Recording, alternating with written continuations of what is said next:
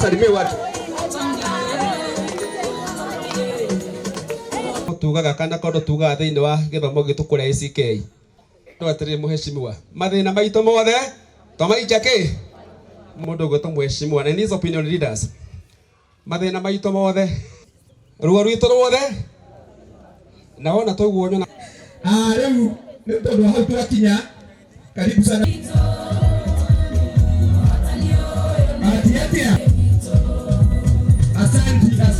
Asante. And also the area dean na kuria wa Jegi. Koguo nä ratatakä kundu gwitwo fact ona ciugo ithatu cia kirikaniro iria ciambĩrĩirie ibuku rĩa gĩtagwo rĩa Matthew 5 verse 13 na maguru ningĩ tugacoka tukaheo gĩtĩo kĩnene toguo Jesu Kristo eraga andũ arĩa akĩaragĩria marĩa kundĩkĩrwo na koguo opinion leaders ndĩ ũmwe wao nĩ nyũmũkĩre amwe ao ĩtiguo na wĩrongo wa cumbĩ nĩ ũhonagia koguo nĩ ithuĩ tũkĩrĩ kuo nĩguo tũhote preserve the morals kana mĩtugo yakwa itamiri yaku na gũka the power of presence nĩ kũraria maũndũ ngori mwe waku kũndũ gwĩtagwo Kagĩo mũthenya wa Sunday wĩtagwo Bwana Chege leaders wewe opinion nĩ kĩ leader na mathĩna maitũ mothe twambĩrĩria gũkiuga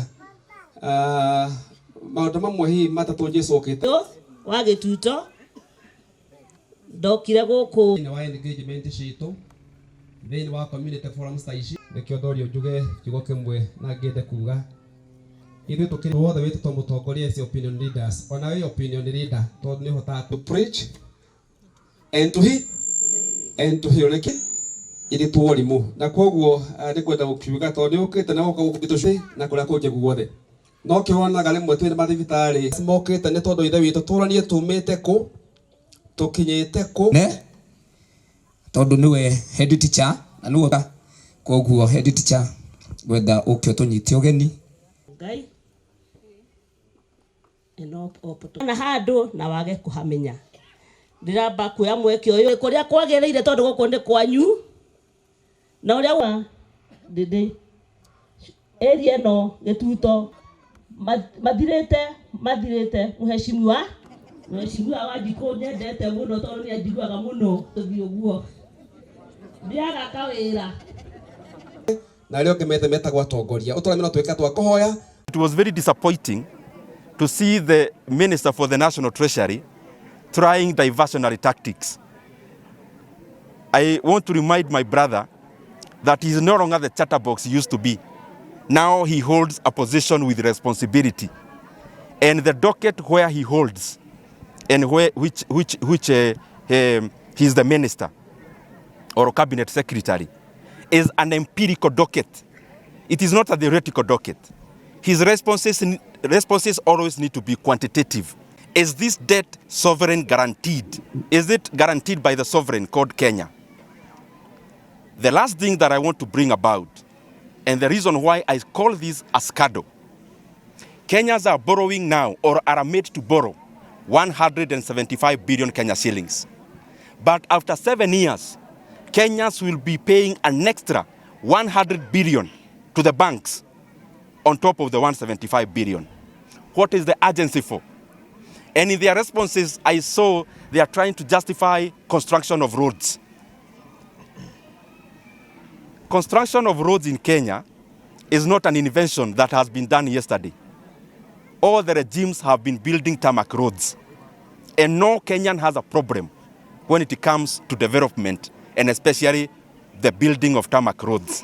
There has never been any other time that Kenyans are borrowing illegally and coming to Kenyans to explain using construction of roads. We have always had roads, but we have never been in an abyss where we are borrowing illegally for the same purpose. And I want to request, when we hear these issues, we are hearing them because all of us as Kenyans are stakeholders. If Kenyans ikienda pahali baya, inaharibu sisi wote. Na ya mwisho, these banks that are a part and parcel of this CADO, I want to ask them, when you are lending this money, 175 billion Kenya shillings, what is coming there as your collateral?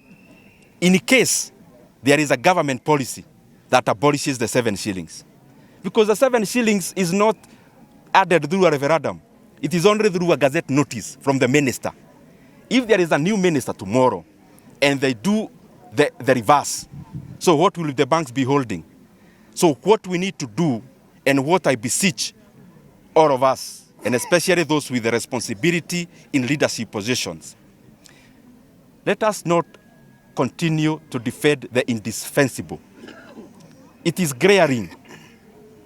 And if it's not glaring, recognize this debt the way it ought to be recognized, because no one will accuse you of borrowing illegally.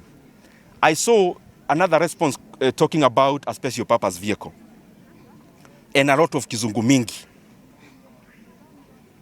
Kenya Roads Board is a fully owned entity of the national government, and there is no way you can detach financial obligations of Kenya Roads Board from that of the sovereign called Kenya.